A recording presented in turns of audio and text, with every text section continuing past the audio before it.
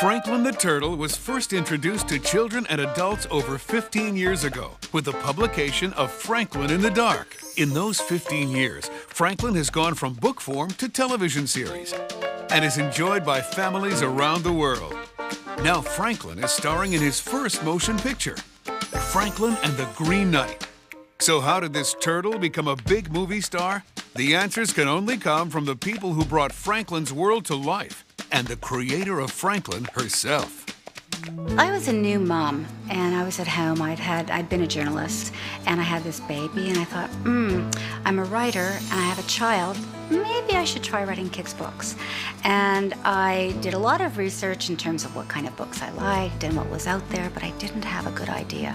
Until one night, really late, I was nursing this new babe in the blue haze of the television, and it was a rerun of an old MASH episode, one in which the main character, Hawkeye Pierce, has to go from his tent into a cave because there's bombing and it's dangerous outside.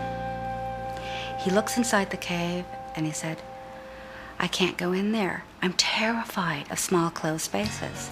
He said, I'm so terrified that if I were a turtle, I'd be afraid of my own shell. And it was one of those wonderful aha moments. And I looked down at my new daughter and I said, I think I'm going to write that story. And it became Franklin in the Dark, the first of the Franklin books. Children's literature is structured to entertain, educate, and inspire youngsters of all ages. Pictures in the books illuminate characters, highlight the action, and put a face on the heroes. Brenda Clark is the artist who drew Franklin's world. I was given the manuscript. I love the story. The way Paulette writes is very inspirational, and I had to come up with all the ideas. How should Franklin look? How should Snail look? I wanted the characters to look like animals, but have some human characteristics as well, so that we could read their faces and tell what they're thinking and feeling.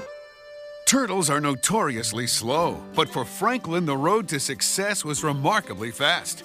From the pages of his books to the television screen over 15 years ago, Franklin's journey has been an adventure with no end in sight. Are you okay, Snail? This is fun! I mean, that's the wonderful thing about cartoons. They're friendly. It's a very colorful and friendly medium, and you can actually get messages across a lot more easily with cartoons than you can in real live action in many cases. The way that Franklin lives is down to earth, and I like that idea. I've actually spent a lot of time in the wilderness, and I like pond areas, and I like that kind of surrounding. So it was ideal to have that similar feeling. But I also like the old-fashioned feeling as well. So he may have a telephone, but it's made out of wood. He may have furniture, but it's made out of stone, or it's made out of wicker or sticks. And for me, that's much more fun than drawing regular furniture or trying to decide on a period. I think this atmosphere never really goes out of style. People always enjoy the past, and so that's why I decided to make it that kind of surrounding. Okay, enough of that. You've read the books, watched Franklin on TV. Now what's Franklin's movie all about? Well, it's about a turtle and... Franklin and the Green Knight starts out with Franklin being very excited about some news. My mom's going to have a baby. Gee, wow! A baby? He thinks this is wonderful until he starts talking with all of his friends who have a younger sibling and know all about what it's like to have a little baby in the house. Enjoy your parents while you still can. What does that mean? Once the baby's born, your mom and dad will be so busy, they won't have any more time for you. At the same time, what's going on is that spring is very, very late coming to Woodland where Franklin and his friends live. So there's a lot of talk about spring being late. He knows the baby's coming in spring. His mother reads him a story one night. It's a myth that everybody in Woodland knows. It's all about how the Green Knight brought spring to the town of Woodland. We bid thee welcome, spring.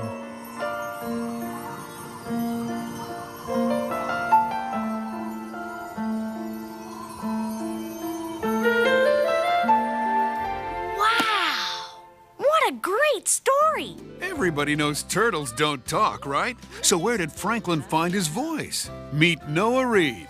Well, I play Franklin, and I think of him as kind of a nice little kid who kind of gets in trouble quite a bit, and he's a bit of a hero, kind of. He just kind of teaches little kids little lessons, and I think he helps out a lot of people.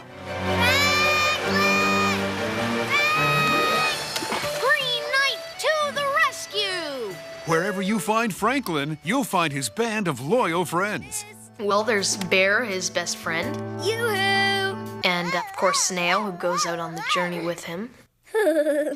I think some snow got in my shell. In the series and the movie, Snail's a boy. Well, in real life, Kristen Bone gives Snail his voice.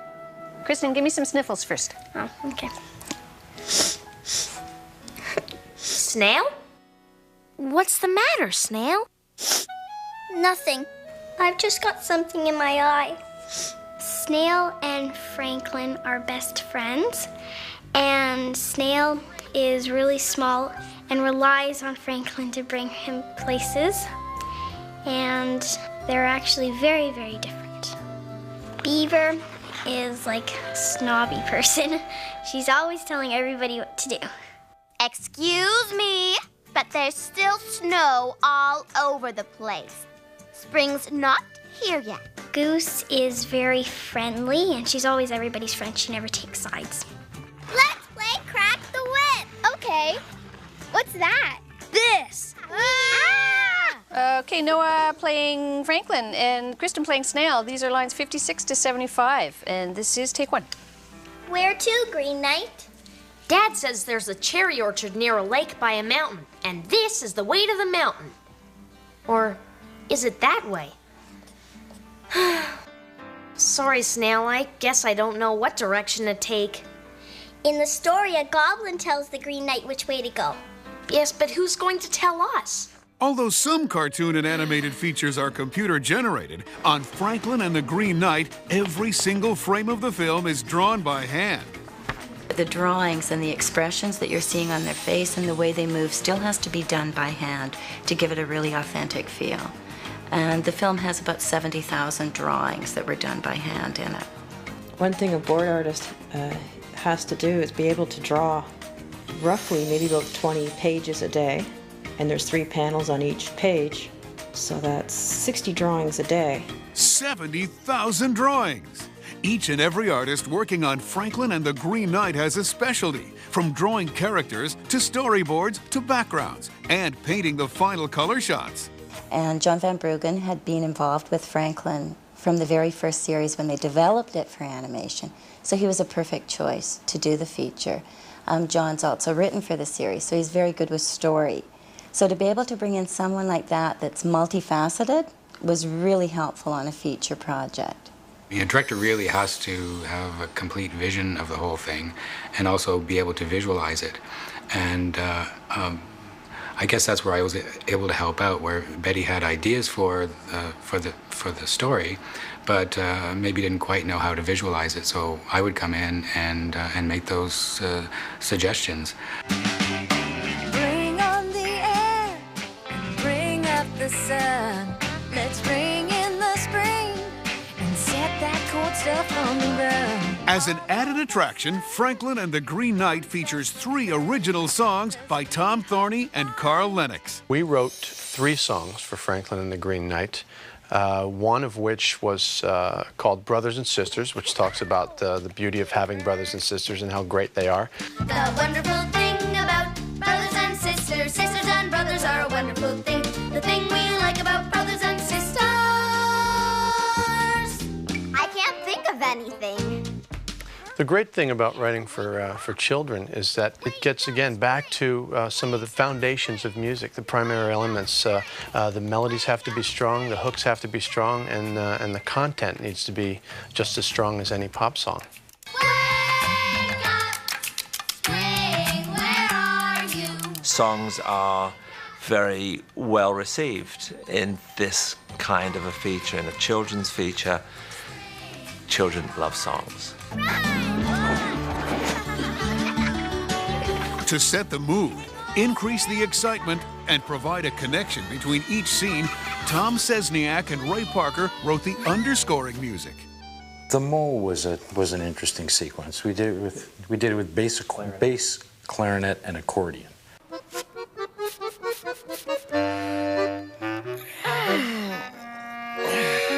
We tried to find instruments with a character that would, the mole has a certain look to him, like sort of a dopey type of look to him. So it was nice to come up with a combination that would work against that.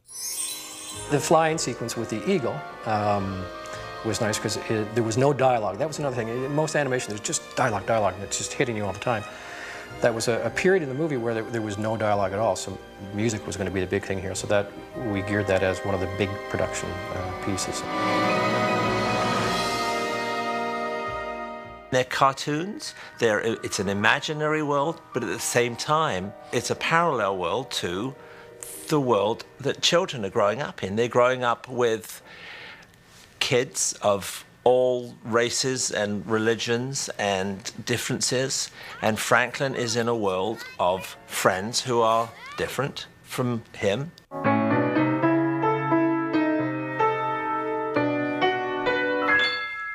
I guess he doesn't need me anymore. I guess I'm just getting in his way. I guess when he has a little baby, I really wouldn't matter anyway. I guess I'll have to do it on my own. I guess I'll have to do it my own way. I guess when Mom and Dad get their baby, I'm gonna be alone then anyway. Oh, great! That was great. It is so cute, that song. They can teach little kids that they don't have to get scared if somebody else's mother's gonna have a baby, because if their friend is their true friend, they'll always be their friend. I thought you'd be too busy being a big brother to be my friend. Sure, sometimes I'll be busy with the baby, but we'll always be friends. You'll always be the bravest and the greatest to me, Franklin. I hope that the way Franklin's parents interact with Franklin can also be a role model for parents. I suspect when I'm writing the stories that I'm thinking of sort of the ideal parent. Not a parent that I am, not a parent that most of my friends are. Parents we'd like to be. And sometimes if we can see the interaction on screen, we can go, I might try it a little differently the next time.